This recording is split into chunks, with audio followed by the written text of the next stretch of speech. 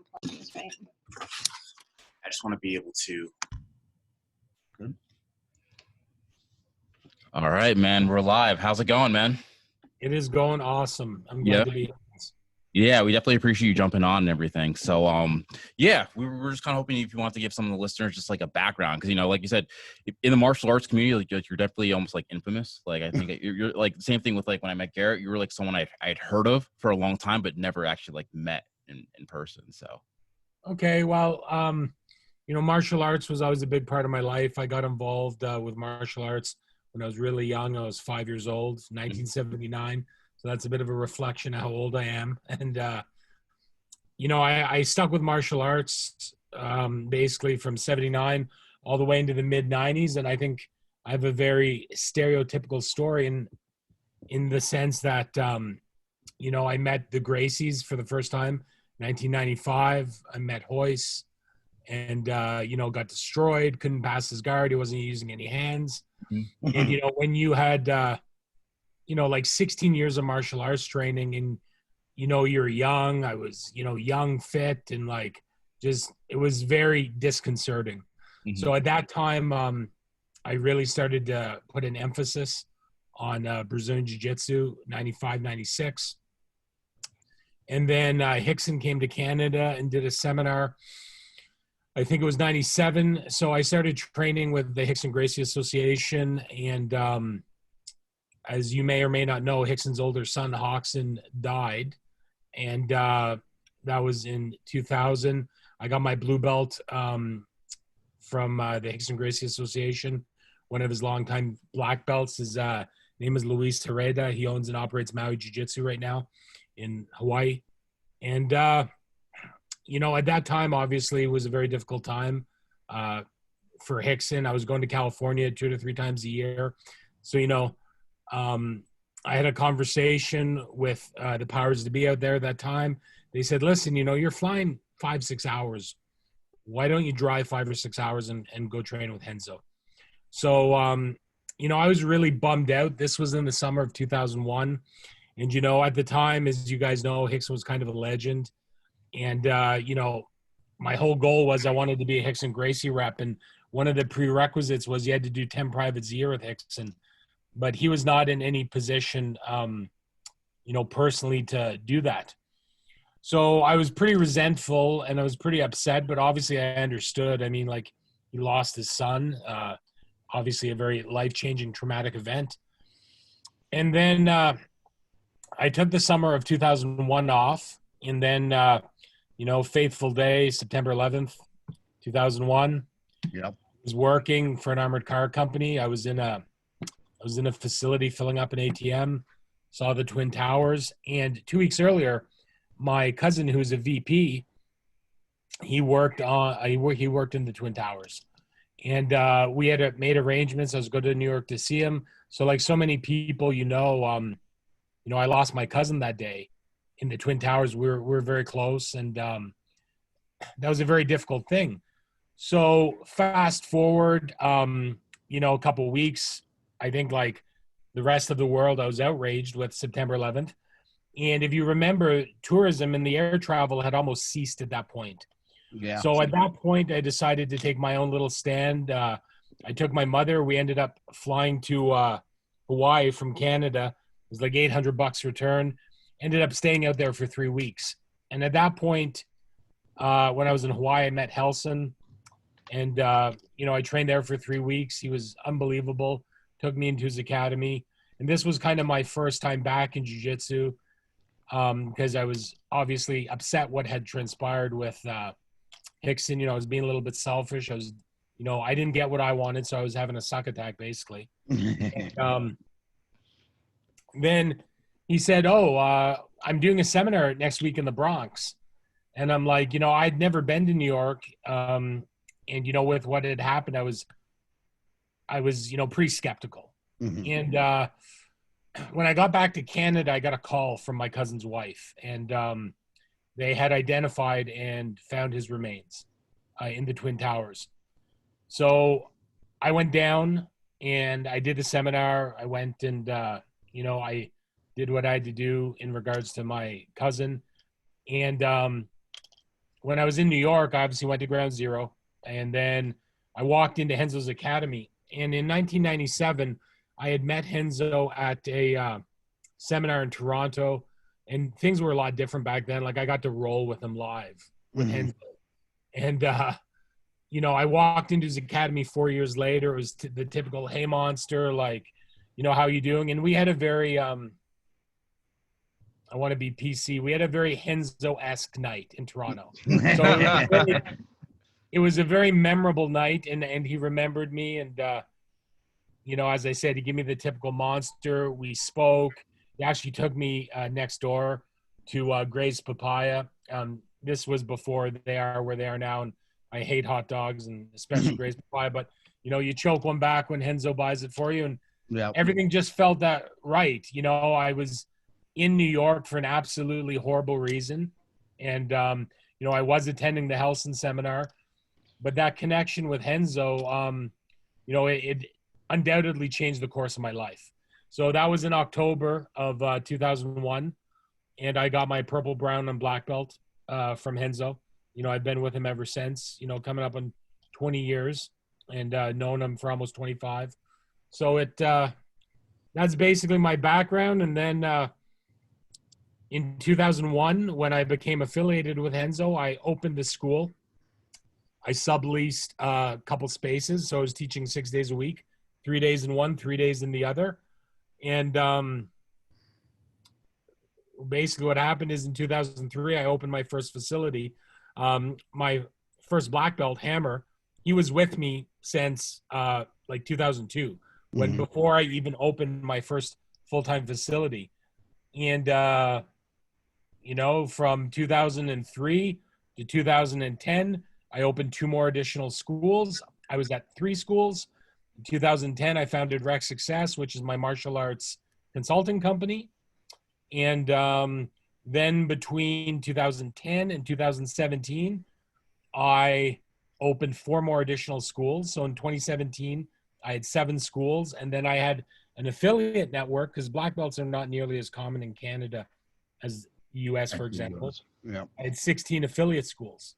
And, you know, I believe I'm a patriot. I love Canada. I'll always be Canadian. I definitely think there are some inherent advantages to living in Canada over the United States in certain circumstances. But I was seeing, you know, a trend in which I felt Canada was going that I wasn't necessarily sure if it was the best fit for me.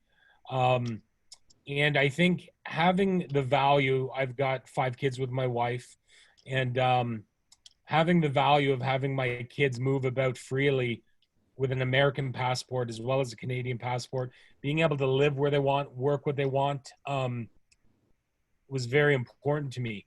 And I am of the firm belief, if you were going to, for example, take the middle class, once you hit the upper middle class, I believe the vast majority of the advantages for you reside, you know, in the United States. And I think if you're a little bit more comfortable, maybe not as, you know, motivated, I think there's a much better social safety network in Canada. And, but for me, I just absolutely know for my interests, you know, I'm avidly involved with firearms. I'm a firearms instructor with a couple different associations like the NRA, USCCA, and the US is just a much better fit. So in 2017, I immigrated to the US. The process started much earlier in 2016. And when I began to immigrate, it was under the Obama administration. And then when I ended up moving in March of 2017, President Trump had been inaugurated at that point. And wow, what a ride just that immigration process was. And, you know, I can't tell you how glad I am to be in the US now. This is the last election I have to suffer through without having a vote. I'm 24 months away from becoming a citizen. You know, I've been a permanent resident now for 3 years. And So Pat, like with the legal immigration, so like you said, you've been living here for 3 years. Is there like, and if you don't mind speaking about it, because I have a couple friends that have immigrated from like Eastern Europe and stuff like that. Like, it's not a cheap thing to do either if you do it legally. No. So basically, so my process was, I think, more convoluted. I know it was more convoluted than it had to be, and there's a couple of key factors. So when I moved here in March of 2017, I was told from my attorney that it would take me 6 months to get my green card. Wow. I had to be in country for 30 days. Then I would apply for something called adjusted status.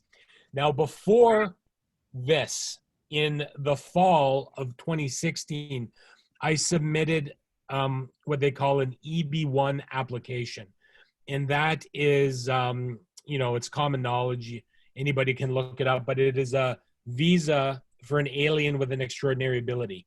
And I was able to qualify for that through my accomplishments and the accomplishments of my students in jiu-jitsu with different things they'd won. And I was also very fortunate enough to do some work for national defense in Canada. And I had a lot of very flattering letters of endorsement from people within the CAN-SOFCOM community, which is the equivalent to the SOCOM or JSOC community in the United States. Mm-hmm. And, I had a letter of recommendation from the Chief of Defense Staff in Canada, which is the exact equivalent to the Chairman of the Joint Chiefs of Staff here in the United States. So I was pretty high up. Yeah. And I was, it's kind of a funny thing, because I was not avidly involved in American politics like I am now. But when you apply and you send your package off to be granted, to see if you're granted what they call this extraordinary ability status, there's a couple different processing centers within the United States. And so we mailed my package in, and my attorney informed me, she's like, it went to the processing center in Texas, is the done deal. Like your skill set, what we're trying to get you in for, it just resonates with basically Texas culture, Texans in general. You're cleared hot, you're good to go. Yeah. And, I didn't believe her. I had to wait 6 months, but I was in Abu Dhabi actually for the World Pro when I got the call that my extraordinary ability status had been approved.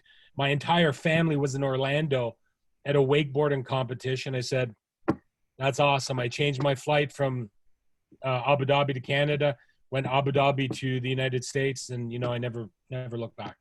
Nice. So the complex problem was I had to leave the country. It was actually for a Rec Success event, and Master Renzo was fighting in the ADCC in Finland, and I had organized a big trip. So what had happened is my time started in March, and I ended up leaving in the fall. And I did it. I went to USCIS. I got the permission.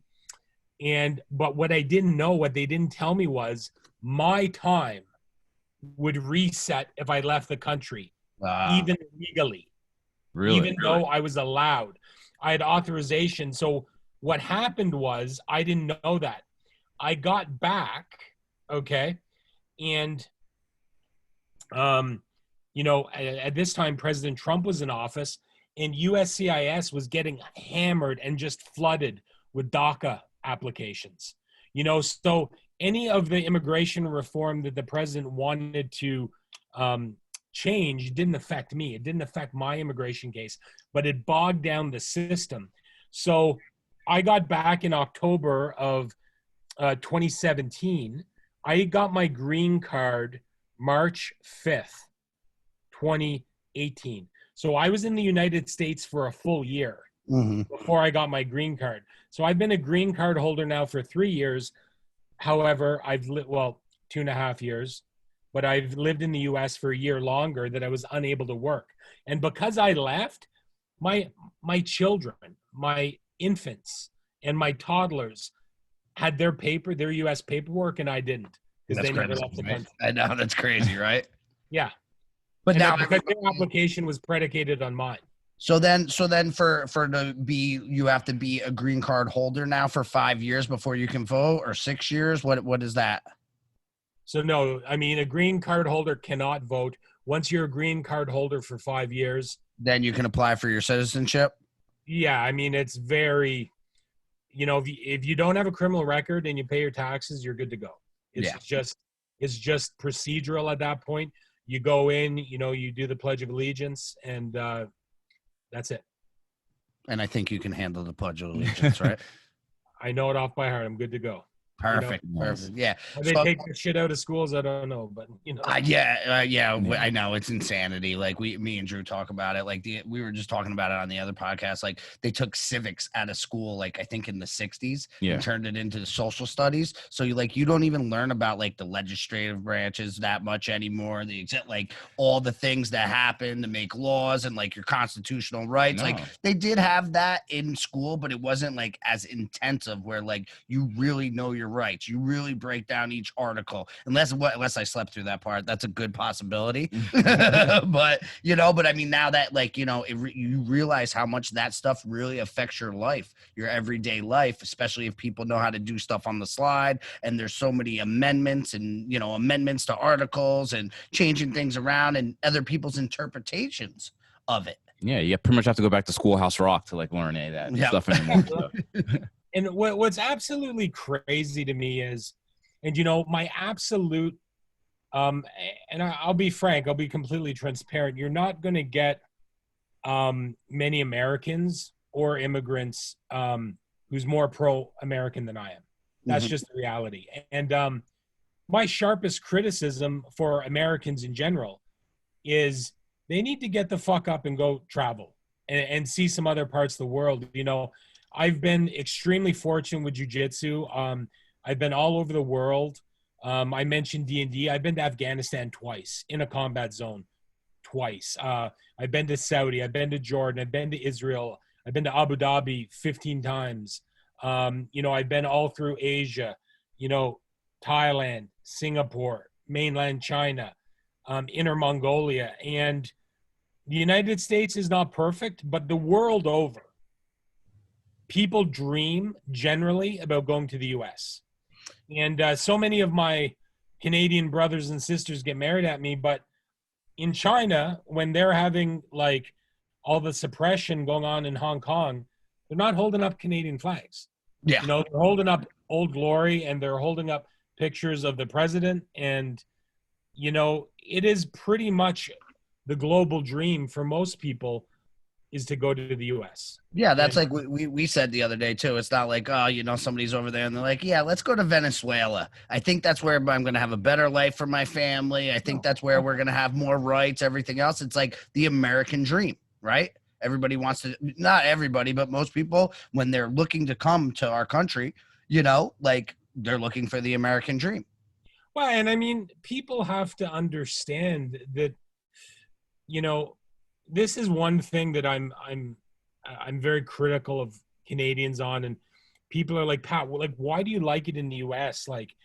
Canada's better. They've got free healthcare. Yeah, I wanted you to talk about this a little bit because that's a big debate. Like, the first thing everyone brings everybody brings up in the United States. They're like, well, Canada's got their shit together. They have free healthcare and everybody's happy. I'm like, yeah, they're taxed like twice as much as us. There's I know with the healthcare too. I think a lot of stuff is like, even with the UN, is like because we pay into it, they're able to afford to do that. Yeah, well, I can give you hard numbers in terms of like, say, for example, I'll talk about. He's a logical fact man. Like he will tell you, he does not bullshit you, whether you want to hear it or not. That's why I enjoy him, because there's no sugarcoating and he's numbers. Like, it's no bullshit. Okay, so context. My last couple years in Canada, and it's important to note that I had by almost any standard and by any social standard, I had a very, very successful career in Canada. And my last couple years in country, I paid 52.5% income tax. So half your income goes to the man. And of course, the income tax is on a sliding scale. You're taxed that much over this dollar amount. But where I topped out was 52.5%. And when I moved the first year I paid taxes in the US, I paid a lot. I think I was down at like 28. So now, but I'll tell you, I have a big family. I have a top of the line health insurance. So I'm paying about $1,800 a month for my health insurance. So let's call it $2,000 a month. 2 times 12, $24,000. I've got very low deductibles. I don't pay anything for scripts or prescriptions. So, and it's about $24,000 all in. I'm paying a big difference in income tax up in Canada, I can tell you. Mm-hmm. Like, it's significant. When you take your child to the hospital and you have to wait several hours to see a physician, that's a problem. My son, I've had to take my son to the ER in Orlando at Arnold Palmer Hospital, and it's a world-class pediatrics hospital. We're in and out in an hour. Wow. And the hospital's got valet parking. Yeah. It's just completely different. Now, if you do that in Canada, how's that go? Well, you're gonna be there a long time. Now, the great thing about Canada is, and I tried to preface what I was saying earlier, if you're upper middle class, most of the advantages are in the US. Yeah. Now, you can be dirt poor, or lower middle class, and you're not going to get a bill for anything in Canada.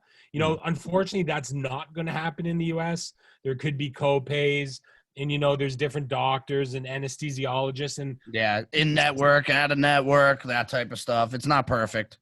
100%. And I would openly say, listen, the Canadian, ACLs are a huge issue, Garrett, as you know, in jiu-jitsu and wrestling. It's a very common injury. Mm-hmm. You're going to be months, conservatively, before you get under the knife in Canada. You blow your ACL in Orlando, if you have to wait, you're 10 days before you're under the knife. It's night and day. You're going to wait several months probably in Canada to get your knee scoped with an MRI. Do you know what I mean? And then, you're going to get that. And if you have to wait in Orlando, maybe 3 days. Yeah, it's insane. It's not even. The other advantage to that, too, is you're walking around on a torn ACL for months. And then it's also months of recovery. So now you're out of work for a year and a half, where you could have got it taken care of in 3 days and been back at it in 4 or 5 months, Well, let me tell you when I knew something was really wrong with the Canadian healthcare system. I was responsible for organizing the first mixed martial arts event ever in the country of Afghanistan at Kandahar Airfield. And my first time there, we had a guy that fought. And, they were all patriots. They all went there. They fought. They entertained the troops for free, no compensation. The guy was badly knocked out. And he got transported to the trauma center on the base at Kandahar. And he was back watching the last fights in under an hour with an MRI in a fucking war zone. Wait 3 months in Canada? Think about it. I know. The problem. Yeah, it is. You see, yeah, it's there's no getting around that. That's cold hard facts. you know. But I would also say, listen, where I grew up in Ottawa, they have one of the foremost health institutes in the world. It's at the Civic Hospital, and I think our healthcare workers in Canada are just simply amazing. The Americans are smart. If you're a nurse coming out of nursing school in Canada, you want to go to Texas, you want to go to Florida, no problem. I got a student in Orlando. She's a nurse from Toronto. She got headhunted down to the US. Canadian medical training and Canadian physicians, they're awesome, but they are boxed into an unfortunate system. And you know what? So how is in their system is the pay equivalent to what our nurses are here?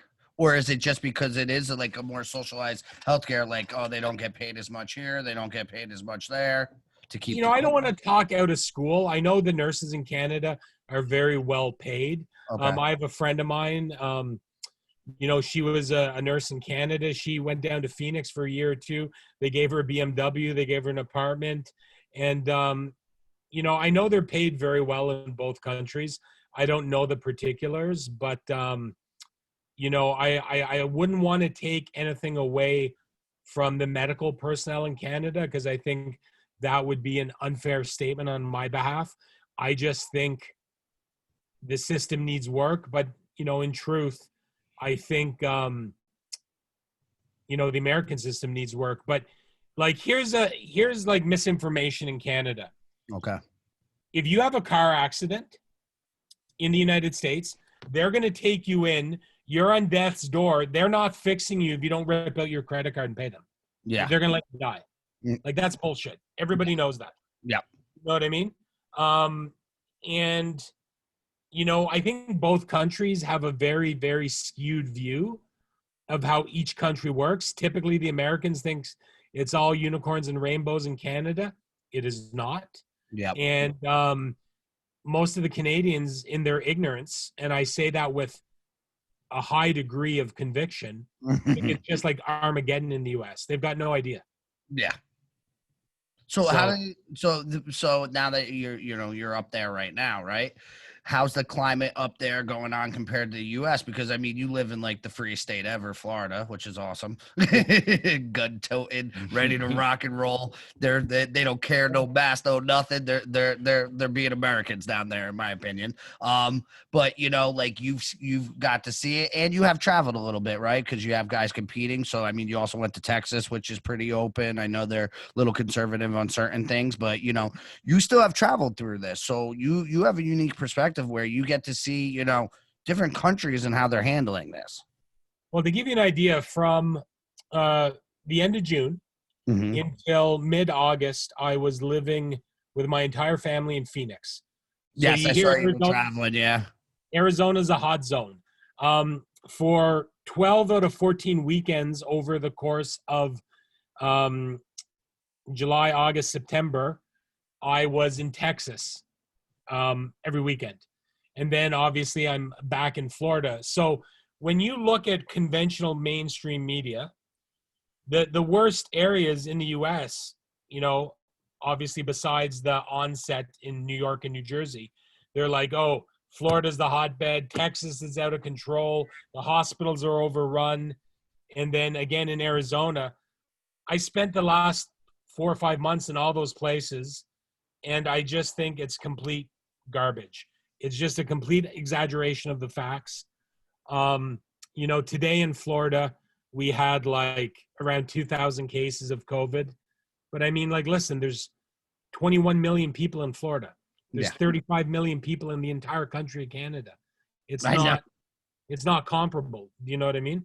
Well, that's one thing I've noticed when we do the numbers, and we've talked about this as well, is like people are always like, oh, you know, we're worse off than I'm like, Canada is the size of Florida. Like the amount of people spread out over the country. Actually, it's more like California. Yes. I think California has more people than Canada. Yeah, California has more, and then you spread that out. And Canada, I think, is what, about the same size, or it's actually bigger than the U.S., isn't it? When you go all the way up, significantly bigger. Yeah, so that's stuff. Yeah, so that like people don't understand that, like, you can't even compare. It's like apples and oranges. No. And then the other thing too now is everybody keeps saying COVID cases, but the thing is people aren't dying from it. Well, no, they're not. But I mean, you know, I know we're horrible people. I don't want to go. 200,000 people died. I know we're horrible people, but like it comes down to numbers and facts. Like even like they were saying the past 2 years that more people have died, you know, yearly in 2018 and 2019 than have in 2020 with a pandemic. Well, I was talking. Think about this. I was talking to a raging liberal, and I really need to, you know, work on my inner chi when I talk to these people because it's very difficult for me. And this person asked me the question, like, what do you think, you know, the fallout is going to be if President Trump is reelected? And I said, well, from my point of view, the real tragedy is if President Trump is reelected, the United States has to have a reckoning with itself. And come to the realization that we can no longer trust any mainstream media outlet. And I think that's scary. It is scary. People are talking about, like, for this too. example, people are talking about, oh, what about the civil unrest if the president wins? Well, I think that is a legitimate concern. I think that'll get dealt with. I think so. But, it's like when you talk to, for example, like a Chinese person, and I've spent time in China, Shanghai, Beijing, Hohhot in northern China, Inner Mongolia, and the Chinese laugh at a lot of the Americans. And I say that, and so many Americans are like, what do you mean? Well, they'll say, like, we know all the shit we listen to is propaganda. At least they're aware of it. Yeah. Yeah. And people are going off. Like, what was super interesting, I don't know if you guys followed it, but, with the confirmation hearings with the notorious ACB. I know. RBG. I know. Everybody's got a title now, right? Yeah. So with Amy Coney Barrett, we see these extremely contentious confirmation hearings. It's fine that, she can be criticized for Catholicism and being a devout Catholic. It's fine when it's coming from, that side of the aisle, it would seem. And obviously, whether it be the crazy boogaloo guys on the right side or Antifa on the left, like, the reality is there's complete nut jobs on both sides of the aisle. But, it's a shame what's being happened. And people are like, what's the issue if Biden gets elected? Well, I'll tell you what I think the issue would be. The issue would be, I'm not worried about the Second Amendment. There's still too many Democratic senators living in the rural United States. Roe v. Wade, trash. Here's something crazy. Jeffrey Toobin, who's the head CNN analyst for the Supreme Court, is on record saying if Brett Kavanaugh gets on the Supreme Court, Roe v. Wade is done. It's gone. Yeah. Well, that's not the case, and he's gone for jerking off on Zoom. So, I know. It's insane. Yeah. It's absolutely insane. I know. Well, it is absolutely insane. And all these people casting the stones are all living in glass houses, and it's, they're projecting what they're doing on other people. So it's like, look over here so you can't see what I'm doing over there. And it's starting to catch up with them. I was talking to a colleague of mine. He has a school in New Jersey, actually. We're talking about a contentious topic, so I'll leave his name out of it. Yeah. But he was saying the issue if Biden wins, it's ultimately the First Amendment, because freedom of speech is being destroyed because you no longer have your freedom of speech if you hurt someone's feelings. I know, which is absolutely insane. Absolutely insane. I don't know when we got so soft that you don't have to agree with everybody. Yeah. But it's everything. Oh, you might hurt somebody's feelings. Well, that's okay. That's my right. And that's your right. There's like that you might hurt my feelings, but we have to be able to be adults and deal with that. Not cry and go to our safe space every time somebody doesn't pat our ass the right way. And there's this big move with we've all seen with cancel culture. So now if you say something offensive, whether if you're on some type of platform or show, now that's it. Like, you have to cancel. You're done. Your career's over. Yeah. So. Well, I think that's toning down a little bit, though. I don't know if you've noticed that, where like people are starting to like kind of come to defense for certain people and being like, this is. I've definitely seen a little bit of a switch with the cancel culture. I think politically correctness. I see it's like people are sick of it, and they are. But like, what happens is you have these powerful people that want to look at the Bill of Rights, and they want to pick and choose which amendment carries more water. Like, I like this one. We can never do away with the First Amendment, says every CNN reporter ever. And, but the Second Amendment's bad. And I'm just like, no. Like, the Second Amendment was like one of the major reasons I moved to this country. Like, absolutely. Well, that's what I was going to say too. Like, what the gun culture in Canada is way different than the United States, obviously, right?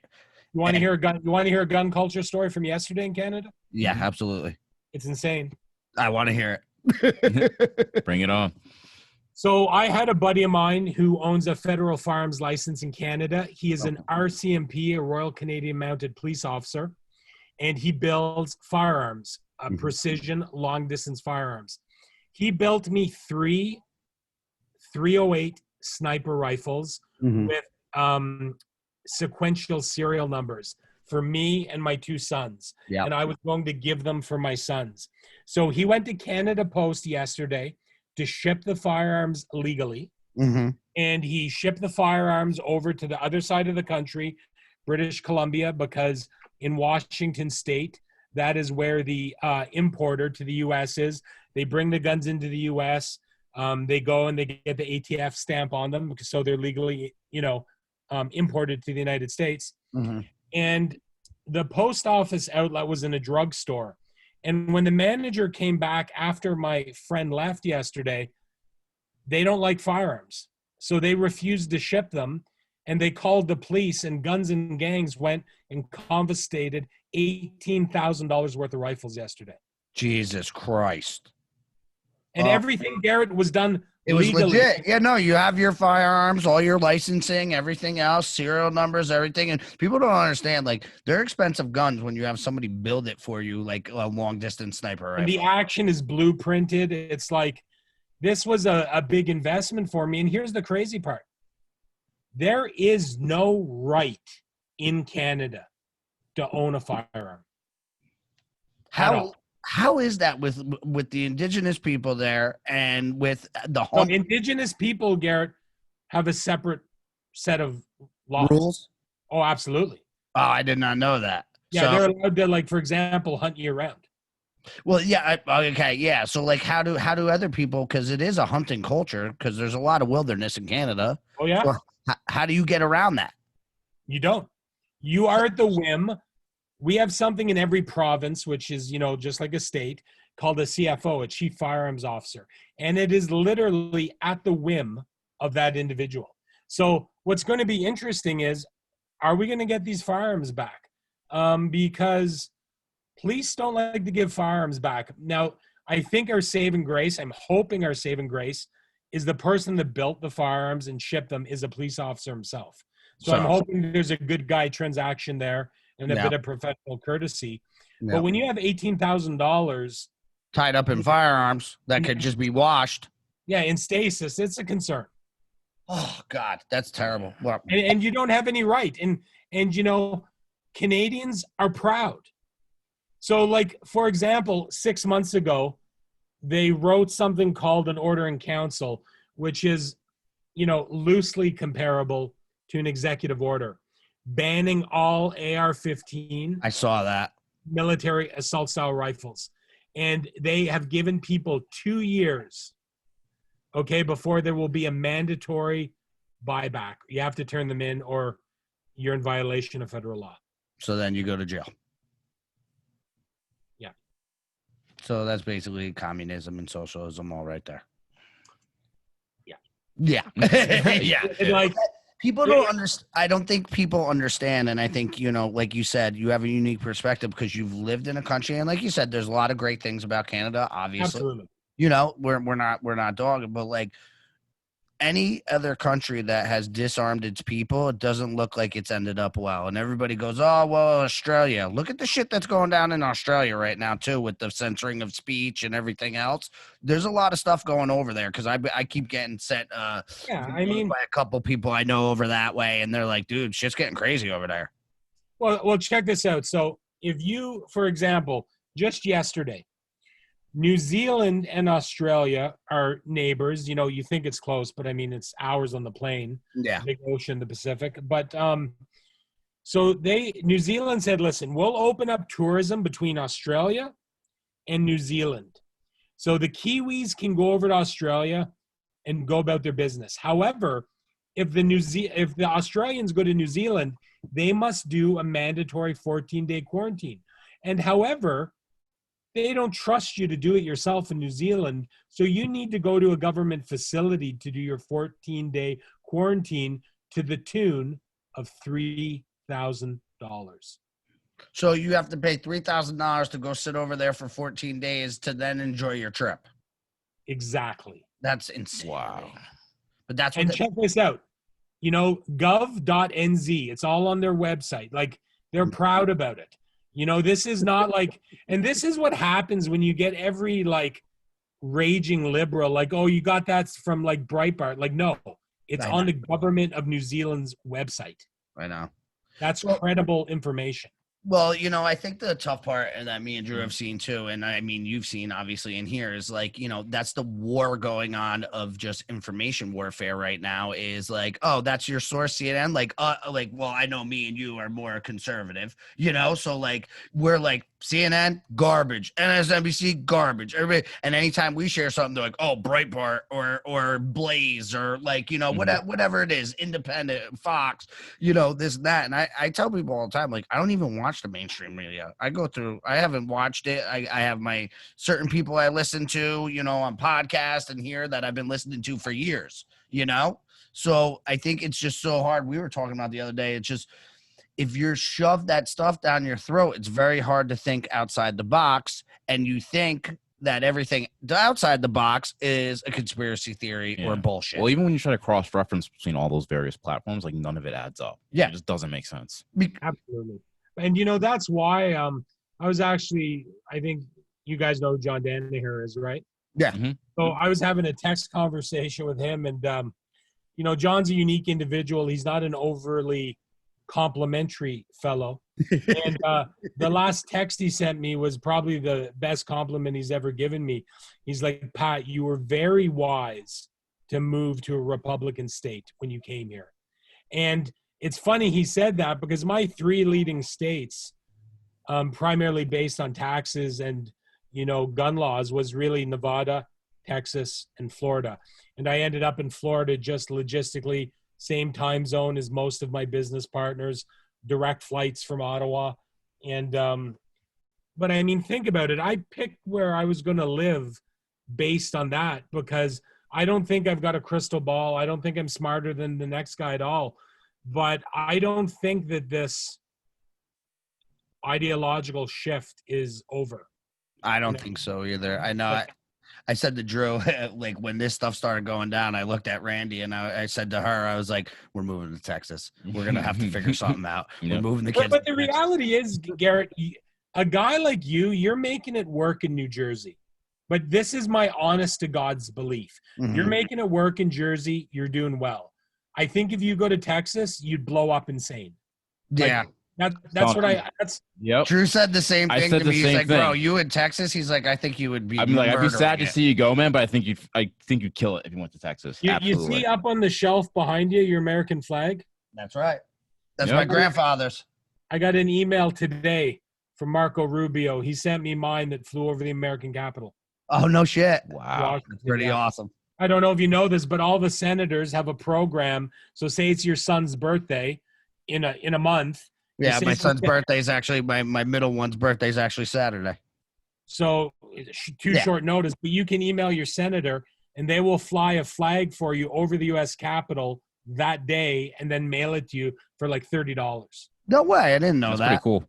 And you know, like, so I was telling you, even well, you're getting crucified for, you know, like literally being patriotic. I don't know if you saw my Instagram a couple back, but they just put a huge American flag across the street from me in one of the zones. I mean, like, it's the size of like 2 tour buses. Huge. Yeah. To be 100% honest with you, when I saw that flag, that's when I'm like, I'm going to talk to Garrett about this podcast. Yeah. That's really what, like, I'm like, yeah. Oh, you saw it, right? I was like, you like, I almost got choked up, like seeing it and like having those people over there, like, raise the flag, and I'm looking at it, and I'm like, how could you not appreciate this country? How could you? And I understand, because especially where we live, like, it's Democrat heavy, very liberal, and like I said, I have no problem. Like, Republicans can be just as big of pieces of shit with a lot of stuff. 100%. 100%. So I think a lot of people get it twisted where it's like, oh, you're a diehard right. No, I'm more of a constitutionalist. Like, let people do their shit, and we follow the laws that they lay down, and I'm cool with it. I don't have a lot of, you know, concept. Well, this is the biggest problem, I think. Just because you are radically anti-Biden does not make you pro-Trump. It just doesn't. And that's where the simpletons are unable to wrap their head around it. I know. They're just they it's like literally their IQ is on the level of a grasshopper. They can't wrap their heads around it. They cannot wrap their heads around it. And I don't know if you know who Congressman Dan Kennedy is from Texas. I've heard of him. Dan Kennedy is a very, very popular congressman from Katy, Texas, a suburb of Houston. And he was a combat Navy SEAL. He lost his eye. Oh, no, that's Dan Crenshaw. Yeah, right. Bad. Okay, that's what I thought. Sorry. I understood who you were talking about. Dan Kennedy's a business guy. Dan Crenshaw basically tells this story of being in Walter Reed, recovering from his, traumatic eye injury, and President Obama came in. And, Dan Crenshaw is as hard a conservative as you get. Mm-hmm. And he went on this tirade of, listen, I was serving in the SEAL teams when he was president. I did not agree with his position. I didn't like to see what was happening and the cut in funding to the military, but he was still the president of this country. And he's like, when he came in to visit me and everybody on my ward, I was so moved. I got up with my flag and I had him sign my flag. And he's like, I'm the furthest thing from a Democrat or an Obama supporter, but that is still the president. And that is gone to hell in a handcart now. It does. There's just the respect for the office and everything else, because I said, I didn't agree with Obama, but I always said, I always wished him to do the right things, because then our country's in a better spot. Yeah. And people that are super left leaning a lot of times can't even fathom that. I think we were talking about statistics the one day. They were saying that most people on the left will not look at any other media. But conservatives or people more on the right, at least I think 30 to 40% of them will at least look at two sources so they get more of a picture. Yeah. Well, I've heard people tell me, and even leftists, that despise President Trump. They said if he would stop tweeting and stop so many of maybe the egregious things that he says, and if he could communicate as well as President Obama, people think he would be one of the most popular presidents ever if he could just communicate like President Obama. Yes. And I think that's an interesting thing to contemplate. It is. Well, we've talked about this because my one buddy, he runs We the People podcast, and they're great too. They're very good. And we have them on every once in a while. But one thing my opinion, and I don't, Drew's heard me say this 1,000 times, is I'd rather have a bold-faced truth than a silver-tongued liar. And I feel like with most politicians, everybody got comfortable with them patting you on the ass, telling you what you want to hear, and then stabbing and raping and pillaging and bombing behind. My thing is you're very blunt. I'm very blunt. He doesn't always say the best things, and sometimes I'm like, oh, it's like your drunk uncle. You're like, oh, fuck. Oh, man, why'd you let him get to Twitter? I get it, but at the same time, I can appreciate the honesty, and I want my president to drop an F-bomb on him every once in a while, because that means he's a real dude. Yeah, and that's just me, though. I appreciate that. It's one thing that you said that's very telling is most people cannot even begin to grasp the depth and effectiveness of the drone program under Obama. They have no idea how many people this dude killed. I know. You know what I mean? And at the end of the day, he was still the guy that said go and sent, DevGru SEAL Team 6 into Abbottabad and killed Osama bin Laden, And if Joe Biden, we don't know if that's true yet, Pat. We don't know if that's true yet. If you've been reading in some of the circles, we don't know. We don't know if we got Osama. That's the whole big thing with Iran and the payoff of the nuclear deal. That's one of the theories going around why they paid so much money to Iran, which nobody understood why they were just shipping pallets of cash over there. Yeah. But if you look into that, did you see that guy Parra or something? I have, but through a couple colleagues of mine in California. Mm-hmm. I know a couple guys. I don't know them well. They're not friends. I want to be very, very clear on that. Yeah. But they have worked extensively as operators with, development group based in Dam Neck. guys that were operational, and I'm pretty confident. Like, They got him. Yeah, well, let's put it this way. This is my biggest belief, and whenever there's a conspiracy issue, my biggest belief is the government is so inept. I don't believe that they could lie or tell a secret that good. Yeah. You know what I mean? I've actually heard you say something like that before, and I'm like, it makes me think, it really does. And you have guys like, for example, Robert O'Neill, which was actually the trigger man. He wrote a book called Operator. And it's very difficult for me to reconcile that it did not happen. Okay. You have guys that were, convicted for having photos of his corpse. There's a book called No Easy Day. Mark Bissonnette was the second man in the stack as they entered the room. O'Neill capped him. Bissonnette went in and shot him, took a bunch of photos, and then was passing them around years later, and he got convicted from DOD. Like, all this after effect stuff leads me to believe it probably happened. Okay. So American Patriot that passes around pictures of a dead terrorist has to go to jail, but Yeah, no, you do. Other stuff's coming around that people are still not in jail for. Wow, and here's the thing. That's a rule for two sets of people. I don't know if you followed that case with it was a very high profile case.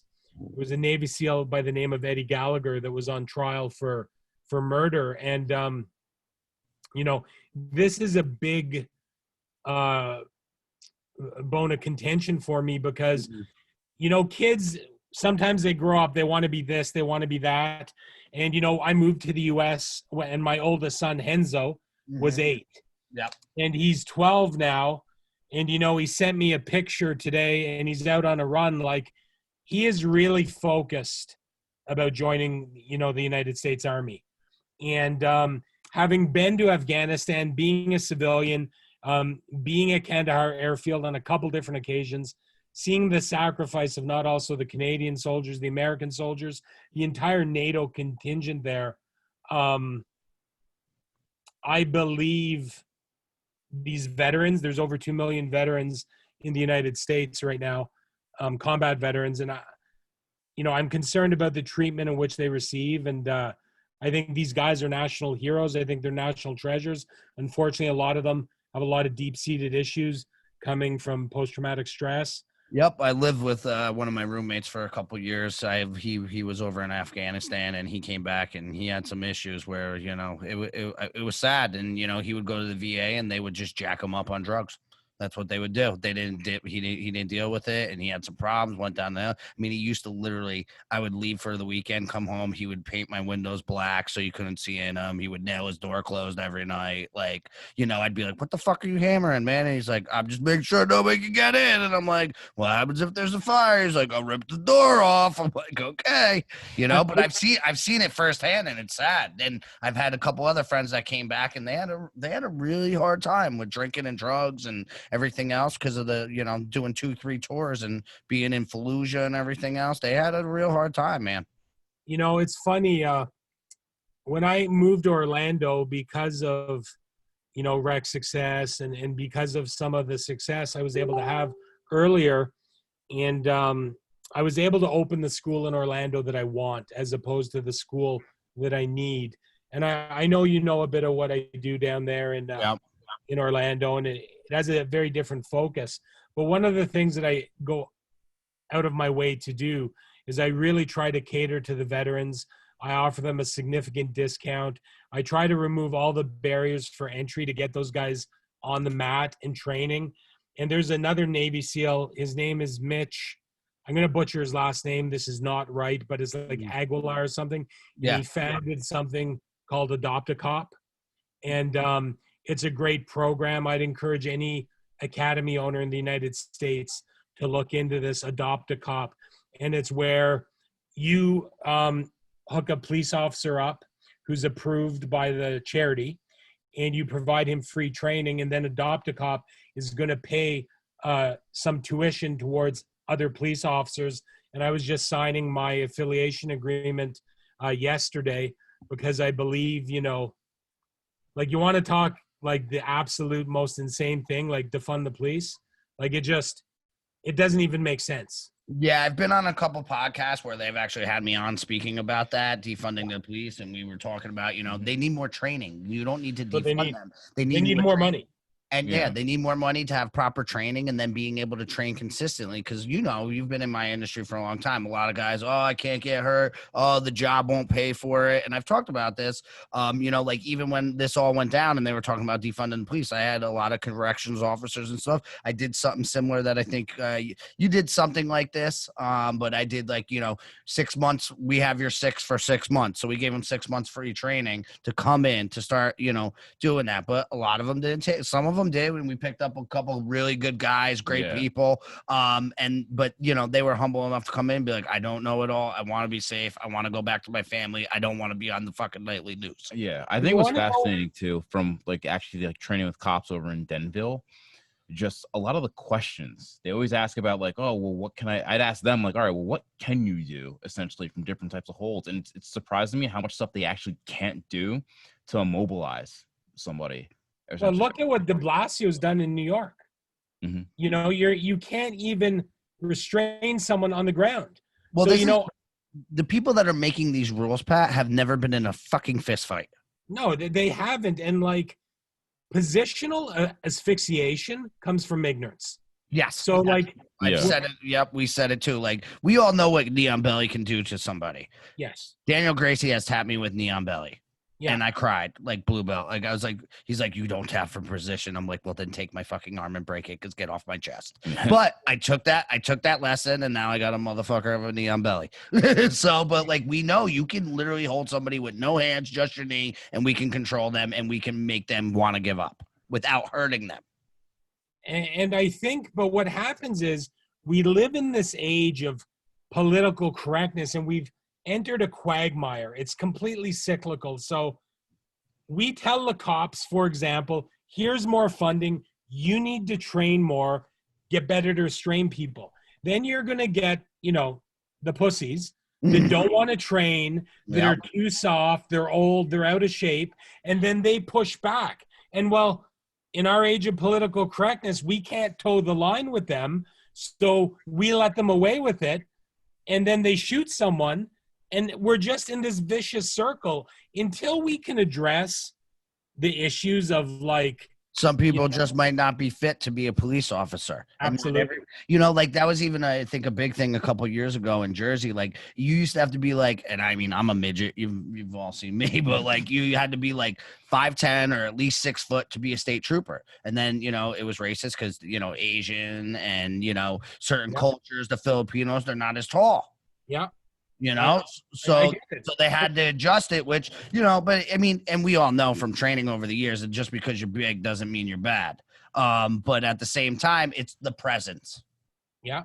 You got a 6'3", 230-pound guy walking up with the hat low and like this. You're going to tend to respect him and do something a little better. You got a guy a little bit smaller. You might try to feel yourself out, Well, I think the solution with this, the solution with anything, is incredibly complex, but it needs participation from a 360-degree. I was going to say from all sides. I agree 100% because, like you said, you actually made a great point, and it's just not even defunding and okay, let's give these people money. You said a great point about the pushback just in between, because you have the unions that are going to have the older guys or the guys that are out of shape or girls or whatever it is that are going to push back and be because I've seen it, because my kickboxing instructor, Reggie, he was a detective for years and all that, and he was I try to get my chief to make these guys do a physical fitness test every 2 months. And he's but we can't because it's against this law, and it might, this person might not be able to do. Well, then that person shouldn't be a police officer.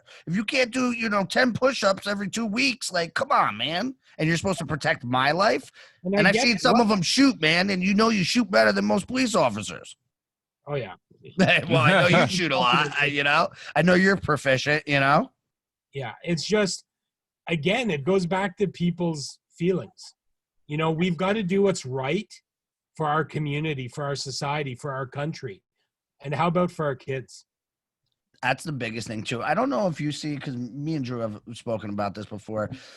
We had the culture of don't, not that we beat our children, but like, don't hit your kid. You need to speak with them. You need to give them a space and all that. And I've actually, still teaching and stuff. I've seen a switch, especially because I have younger kids now, and just the group coming back up. Like, we're the 80s kids that are having kids now. Mhm. And I'm seeing a switch to coming back. Like, you take good stuff from the, the new age stuff, but it was like, it went so far one way that we're like, whoa, whoa, whoa, whoa. Now that's why you got like motherfuckers like this in the street crying, slamming stuff, breaking property, thinking there's no repercussions because they've never been slapped in the mouth or been told no.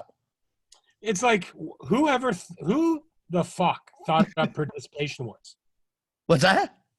Who thought up the concept of a participation award or trophy? Yep. Oh man. People that could never win a real one on their own. Yeah, well, this is what happens. I tell people, I said, listen, parents, oh my God, they're like lecturing, I want the best for my kid. I'm like, okay, well, listen, if you want your kid to go to, say, Harvard Law, do you think they're going to get a fucking participation trophy? Guess what? If they suck, they ain't getting in. You got to teach kids at the onset. If you want to be successful, people think it's racist, but the emphasis that, generally speaking, the Asians, the Chinese in particular, put on academics, do you think it's a coincidence their kids are smart? I know. It's not. You know what I mean? And then I even heard, I don't know if you heard this as well, Harvard, or I think it was Harvard. They were actually like tuning it because the Asian kids were doing so well that they made them like reach a higher standard than like the white kids or the black kids or whatever. Did you hear Racist. that? Yeah. Which is a form of racism, but nobody's saying nothing about that. Yeah, Listen, if they're smarter and they're more qualified for the job and they're willing to put in the work, God bless them. Yeah. Like, here's the situation, like, obviously, Drew, I'd be super interested to hear what you have to say, but yeah, we have this concept going around of like, oh, the United States is systemically racist. I believe now, growing up in the era of skinheads and, the Aryan Nation and having some involvement with what I would consider true radical racism, I believe the very word racism in today's day and age has lost its meaning because everybody's racist about everything. Yeah, I think it's grown. It's not so much just like black and white anymore. It's anything and everything is considered racist. And when you have a serious like word like that, I'm saying is like it loses some of its meaning. Like, I don't know. It's like one of those things like you save a certain word. Like, I'm going to say this word and I know it's going to piss the women off, but cunt, it has a certain to it. You know what I'm saying? So when you use it all the time, like, unless you're in like, England or Australia where it's like an adjective, but like, but like it loses its oomph after a while and then people start getting desensitized to it. And we spoke about this a little bit, but I mean, how do you feel about that? I don't know. I definitely see a little bit more of it now. I mean, and especially like speaking of words, I mean, like I remember just like maybe like 2 or 3 years ago, like I was just out for a run. The one of the few times I was only running. It was middle of summer and running down the street, it was late at night and a car drove by and I think it was a bunch of teenagers, but one of the kids, hung his head out the window and fucking dropped the M-bomb on me immediately. Yeah. And does it still sting to hear it? Yeah. Yeah, absolutely. But it's I've heard it so much. I almost laughed at him. I was like, really, dude? Well, no, listen, dropping the N-bomb is different than every little thing. Yeah. You know what I'm Trust saying? me, I'm not saying it's difference between dropping the N-bomb and then like, you're racist because like, I don't know, we like grape soda and Cheetos. Like, I don't know. Which like, we can even go into the stereotypes thing, but yeah, it's one of those things that, I've heard it frequently. It does sting a lot, but not saying it's lost its umph, but you're almost just like, you just shake your head at it. It's not like I was chasing the guy down, like trying to kick his ass, but you've heard it so much. Just like, well, you also realize ignorance. Yeah. And it's almost like, it's not even like worth my time to like chase this guy down. Like, dude, you're just a fucking idiot. Like, come on. Yep. Yeah. And this is I think one of the absolute strongest qualities to what we do with jiu-jitsu, because I've been fortunate enough to be on the mat the world over. And like, listen, whether it be in Abu Dhabi or Israel or wherever, like, listen, you're not a Muslim, you're not a Jew, you're not a black, you're not Asian. We're here to train. We're here to do jujitsu. And one of my hard, fast rules is nothing like that, politics in particular, you don't bring that onto the mat. It's just absolutely unacceptable because everybody should be on the mat. And I think that is one of the highest forms of camaraderie that you can have, like outside of some fraternal organization or the military or something, because we can just have a bunch of normal dudes. And, you know, it should be just that simple for me on the jiu-jitsu mat at all times. Yeah, I think it's fascinating. Like I was telling, I talked to Garrett about this. I was living in Brooklyn for a couple of years, and I was training in the Henson facility out of there. So you would have people from essentially all types, all walks of life, kind of come in and train. And you had that environment with, it's an eclectic group of people, like all working towards a goal. But it was also fascinating to see, like post training, like the number of people that would sit on the edge of the mat and just have the most open-minded conversations about race, religion, and there's no one ever knocking anyone down. It was just people, I think, especially people on the hunt for just knowledge, especially jiu-jitsu. But now you have these people who are now on the hunt for knowledge for, about people's lifestyles and religions and everything else. And you never saw like a fight breakout or anything. It was just a lot of people just wanting to learn about each other, which I thought, I only saw it there. You're so physically and mentally exhausted. Like it allows you, I think, like once you do those hard things and you're just sitting there, like you said, we have such a camaraderie and respect for each other. Like I've said it before, like you see another man's soul sometimes. Like if he's gonna quit, you can see it. If he's giving you the toughest role, you can respect it. So like it doesn't matter, like you said, race, religion, color, creed, whatever you want to call it. Like he's a good human being. You can trust him to a certain extent with certain things, and you can let your guard down. Like we have hard ass conversations where, like, if I ask that, they'd be like, "You racist son of a bitch." But like, I could talk to Drew, I could talk to Cornell because they know that we have respect for each other, and it gives me a safe space to ask the hard questions, being a white dude, right? Yeah. And vice versa. Like Drew could come to me and like. But no, that doesn't happen because you can't be racist towards me because I'm white, right? Of course not. That's the rule. Obviously. That's the rule. Racism only exists one way. It only goes one way. That's it only goes one way. So let me ask you one question that I'm so confused by it. I spent the last several months, as I told you, Arizona, Texas, Florida. Mm-hmm. I've talked to dozens of people, and my question is always the same to them. Who do you think will win the election? Not who you want. Who do you think will win? The vast majority of people, I've had people break down crying, Trump's going to win. Mm-hmm. Almost everybody seems to think the president will be reelected. Was it like that in 2016? Like, did everyone think he was going to win? Because when you look at the polls, it looks like he's going to get crushed. Well, 2016 was the same thing. Nobody thought he could win, and the polls had him at the same numbers getting crushed. Yeah, Hillary was up like 90%. Yeah, like they gave literally Trump, I think at the time, like 10% chance of winning the election. And then he started, like, you saw the people's faces change, like, through the night. They're like, wow, Trump won, Florida. Like you saw him like falling apart. And then like they had all these parties and like people were like crying in the stands, like at the Democratic convention or whatever. And it was just like, oh shit, like this is going to ruin. I remember I wasn't a huge Trump supporter or anything. Like we've talked about somebody's like, holy shit, the guy who does Apprentice is running our fucking country. Holy shit. The guy with the golden toilets is running our country. Like what is going on? But like I said to Drew, I said I got more on the wagon a little bit when, yes, you don't have to like him as a person. And that's what people get screwed up. You want to like somebody because when you ask them fundamental questions like, what did he do wrong? What hasn't he done for the black community? What hasn't he this? And you lay out the facts of his actions. He's done more in 3 years with people trying to impeach him, everything else than most presidents do in, 2 terms. Yeah. Right. So, just because you don't like somebody doesn't mean they're not good at their job. Well, you saw like right after he got elected, I remember I was watching, what's the show? SNL. It's the episode when they had Dave Chappelle on and he was doing that monologue. He's like, yeah, I know a lot of people were essentially scared that now he's a president, but he even flat out said, and it made a lot of sense. Like, listen, he's like, I'm going to give him a chance because he's like, guess what? No matter who's president, who it is, if it's Trump, it's Biden and whatnot, like if they lose, he's like, we all lose. Yep. And that's what I said So- with Obama. Every time everybody said something to me, I was like, listen, do I agree with everything he does? Do I like all his policies? And I thought he was one of the best eloquent public speakers ever. Right. But like I've said to Drew before, so was Hitler.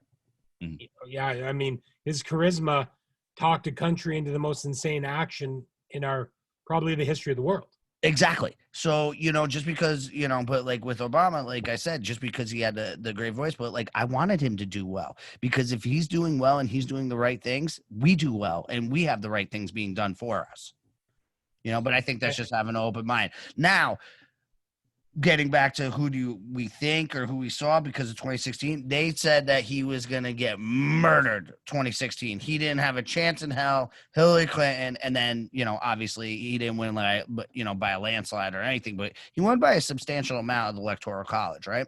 Now, just with our eyes open to the media and everything, and like you can just see, like, I don't know. And I live in a Democrat blue state. I mean, I'm more in the red part of the area where me and Drew live. Like Morris County is typically more Republican, I think. Sussex County, stuff like that. But I mean, like, I've seen 2 Biden signs in my travels in northern New Jersey. I've probably seen maybe 3 in South Jersey, 2 in South Jersey when I was on vacation. And I mean, like I said, I literally had an impromptu Trump parade go past my school with tractor trailers with Trump flags, 60-foot flags. Yeah, you're seeing a we lot live by more, the lake by us. We had a boat parade and this isn't anything that President Trump is organizing. These are the local people saying we want to come out and show especially us Morris support. County. Like there was 2 rallies like right down the street from my house. Yeah, in like, Parsippany, right next to each 2 other. rallies back to back. There was another rally. There was a rally here. There's rallies for it all the time. And then, the opposition, or Biden was the opposition, obviously. But, like, they show up and it's like 3 people, So, What surprises me is actually how inept the Democrats are. They just seem to have a disposition to fuck stuff up, like, all the time. And, I think Pelosi is withholding the next stimulus bill because she doesn't want people to get a check from Trump. no, she doesn't. No, I think I agree with you 100%. And that's why, like, Pat has a unique perspective, too. Like, he hasn't been here that long, so he hasn't been, like, I mean, he's obviously well-cultured, well-traveled, but, like, like he said, I haven't been in American politics, but just in the past probably year, 2 years, right? You see what's going on. You see how things are run. And I even said, I would vote Democrat or Republican because I'm actually like a registered like constitutional or independent because I agree with 2 different sides. Like I'm open-minded. I'll look to both sides. I want somebody to do good, but I go, you hated Trump that much. You try to get him killed. And the best you come up with is Joe Biden and Kamala Harris. That's almost a slap in the face and disrespectful to your own party and even the people in the middle and everything else that you had 4 years to come up with somebody. And you come back to a guy who's ran for president 3 times. This is going to be his 3rd time. And he's been caught lying in the 80s. That's why he couldn't do it there. Got caught dead lying where he went to school, all his degrees, where he graduated, yada, yada, yada. Then you bring in Kamala Harris. Now, this is also which is like she is a criminal, what she did to people, withholding evidence. And, and it was black men. She did that too. And I don't understand how people just overlook it because Trump's racist. But the 2 people that are running Biden's literally been on the Senate floor saying racial slurs. And there's video of him doing it. Yeah. He spoke at the eulogy of, Robin Byrd? Yep. Yeah. Like he was in the KKK and led his thing in West Virginia. People just overlook this stuff. Well, you know what I think's interesting is I think the most masterful politician I've ever said, and I really want to emphasize this because many people listening to this, certainly if they're Democrats, they would probably implode. But it's not a reference to his character as a person, but probably the most masterful politician I've ever seen is Mitch MCConnell. Like the way he has been able to manipulate the Senate to the Republicans' end, the way he has been able to stack the federal judiciary, the fact that he moved up the vote for Amy Coney Barrett to Monday Hillary Clinton's birthday is actually hilarious. It is. I mean, the guy is literally like Darth Sidious. It's kind of awesome. Like, so, and I don't agree with a lot of shit that man's done over the years. Oh, and I agree with that 100%. But like you said, but he's good at what he does. And if you're playing that slick game, you got to be slicker than the next motherfucker next to you. Yeah. And that's the game and that's the politics. So, but Pat, we're going up on a little over an hour. I know you're a busy man. Yeah. We had a great conversation today, man. And if you guys want to check Pat out, he's at, Renzo Gracie Orlando is one of the schools. He has his Rec Success business as well, where he does a lot of business consulting. I've worked with Pat and Hammer for a couple of years now. They're great people. They've helped me get and achieve to where I needed to go. And, I appreciate you coming on talking because, like I said, I love the straight shooter. It's close to my heart. So. Well, thanks, guys. It was a pleasure. Thank you so much. All right. Thanks, man. Take it easy. Okay. Bye-bye.